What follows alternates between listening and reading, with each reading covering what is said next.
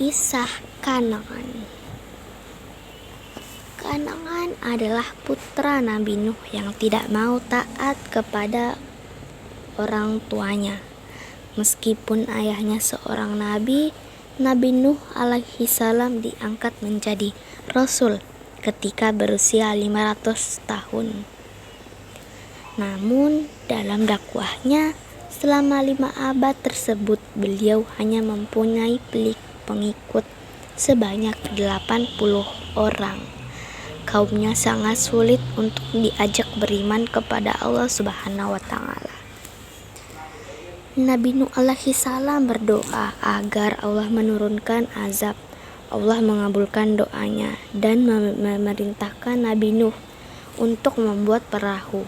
Rencana Nabi Nuh membuat perahu menimbulkan ejekan dari kaumnya, karena menurut mereka sangat aneh membuat perahu besar di daerah yang tandus dan kesulitan untuk mendapatkan air minum.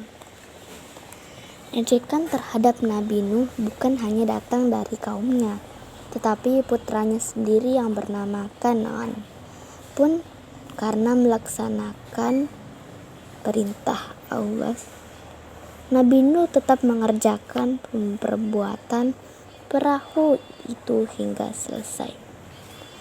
Setelah pembuatan perahu itu selesai, Allah menurunkan hujan. Secara perlahan, hujan mulai mengenangi seluruh daratan. Nabi Nuh alaihi salam mengajak putranya untuk naik ke atas kapal bersama kaum yang lainnya. Namun Kanaan beserta sebagian besar kaumnya masih tetap mengabaikan ajakan Nabi Nuh alaihi salam. Hanya kaum yang beriman yang mau masuk ke dalam kapal itu. Hujan tak kunjung berhenti, sampai akhirnya terjadi banjir yang sangat hebat, dengan ketinggian air yang hampir sama dengan ketinggian gunung-gunung di saat itulah Nabi Nuh tetap memanggil Kanaan agar bergabung dengan kaumnya yang beriman dan masuk ke dalam perahunya. Dengan keras hati, Kanaan justru menjauh dari perahu Nabi Nuh dan berlari ke puncak gunung yang paling tinggi. Namun hujan semakin deras dan membuat air semakin tinggi hingga menggelamkan gunung tersebut. Maka tenggelamlah Kanaan bersama orang-orang yang tidak mau beriman kepada Allah.